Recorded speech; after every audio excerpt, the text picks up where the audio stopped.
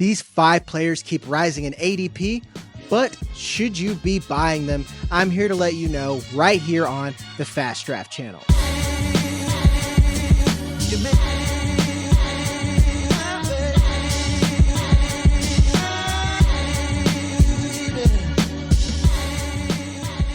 And we'll start with DK Metcalf. We're already seeing him hopping up on the trade block in our dynasty leagues. I'm sure a lot of you feel more comfortable drafting him in best ball just because Aaron Rodgers is there. Now, I will say that Aaron Rodgers makes me feel better about DK Metcalf, but I think that his floor is safer, and I don't necessarily think that his ceiling is any higher. Players like Kenneth Walker that's going after him, or Zay Flowers, who's 1 pick behind him, I would much rather target them and let someone else try to chase the imaginary ceiling from DK Metcalf. Like I've said before, I just feel much better about Caleb Johnson than I would someone like DK Metcalf, solely from the season that we've seen from a better player like Garrett Wilson in comparison to an already boom bust player like Metcalf. Right now, I think his value is as high as it's going to be. So if I'm a dynasty player, I'm definitely going to continue to try to trade him regardless of what everyone's already perceived with him going on and off the trade block in sleeper. And in best ball, I'm still avoiding. Redraft,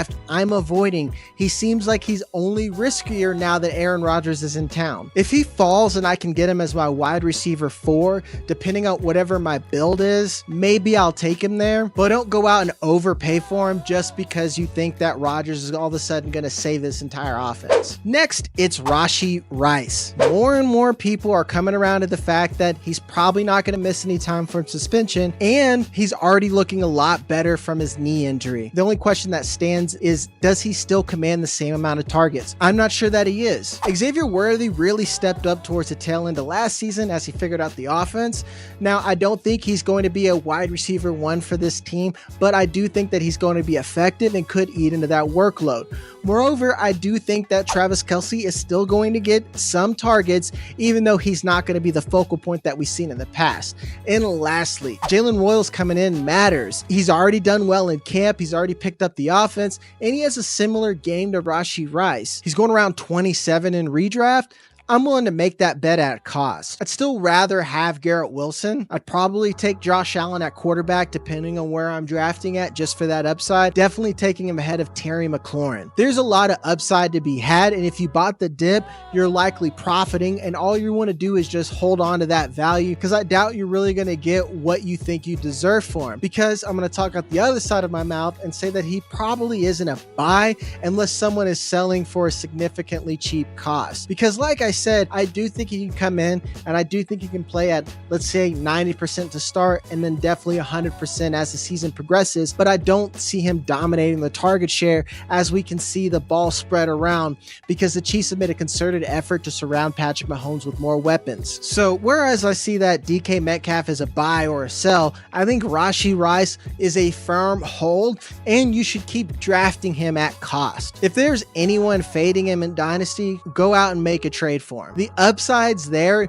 albeit the floor might be a little bit lower. And we're going to take a brief moment to pay some bills. If you like content like this, hit the like and subscribe button. I'll keep you updated on everything redraft, dynasty, best ball, doesn't matter. We're just talking football here. We have our Fast Draft app where you can be ripping off best ball tournaments in under 20 minutes. Stuff like our Flex 4 draft and our Origins tournament. You're only drafting 6 players, so those average less than 10 minutes. More importantly, we have our full best ball tournament launching this month, so you want to get in on that action right now. You can use my code that's on the screen, or you can hop into our Discord. We give you a $50 deposit match. In our Discord community, we have giveaways. We have opportunities for you to earn deposit matches, so you can get it on the fun right now when we have those fresh ADPs. So again, like and subscribe button so you can stay updated on all of our tournament data, and I can keep you updated on all things football. Now we need to talk about Ray Davis. He's currently living in the backup city area of ADP with the likes of like Tank Bigsby, or if you want a low-end tight end like Dallas Goedert. This James Cook holdout seems like it could last a lot longer. More importantly, we already know just how much holdouts affect players' production, especially early on. And that's for high-end players. I And apparently, like the Bills, don't think that James Cook is elite and commands the elite money that he's demanding. But to go back to the player of focus, Ray Davis keeps jumping draft boards, and I'll keep buying. I liked his tape as a rookie. He's a tough runner. Granted, he was an older prospect, but for running backs, we want him here for a good time, not a long time, and especially in best ball. If you're going to do a zero or hero RB build, he's the perfect target that you should be taking. Will he lose some touchdowns to Josh Allen? Yes, but we saw James Cook rip off 10 touchdowns last season. Moreover, they had to force-feed James Cook to finally get the production that we thought that he deserved when they initially first drafted him. He's had every opportunity, and them drafting Ray Davis is kind of an indictment from that production. There are a few backups that have this amount of upside to workhorse potential and an elite offense. Could James Cook come back? For sure, but that doesn't mean that Ray Davis still can't eat alongside him. If anything, the Bills have even more leverage to use another running back and not use him as a workhorse. Out of the many backup running backs that we're taking around this range, Ray Davis is the easiest button click for me. Next, we have Jordan Mason of the Vikings. It seems more and more people are starting to realize that Jordan Mason has the chance to be the RB1 in an elite rushing offense. Aaron Jones is likely to still get his touches, but Aaron Jones hasn't been 100% healthy in a long time, and they have complementary roles. Aaron Jones can be relegated to a 1B role where he can be a change of pace back and catch a lot of those passes, whereas Jordan Mason can earn his money on first, second down, and the goal line. We already saw that he had RB1 seasons and potential with the 49ers when he filled in for CMC. Now he goes to a similar rushing offense on a team that we expect to ascend and keep ascending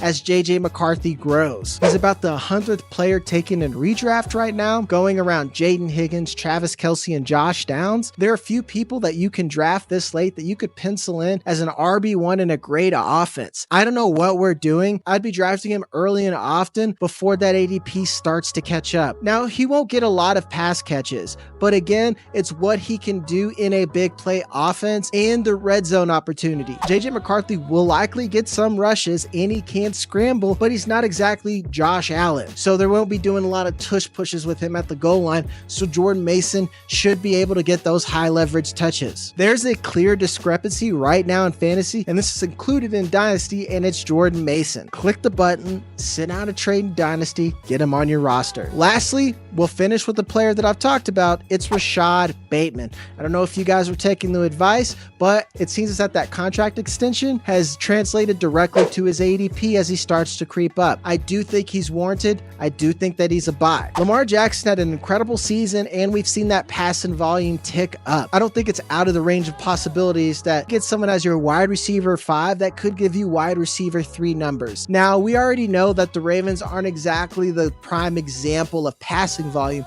but they are incredibly efficient, and they do have an elite QB that can get the ball to him. And he plays almost exclusively in the X, which frees up Zay Flowers, Isaiah Likely, and Mark Andrews to move all over the field while he has his set position both intermediate and downfield. Again, you're not banking on PPR volume, but you are banking on big plays and being attached to a quarterback. More importantly, efficiency.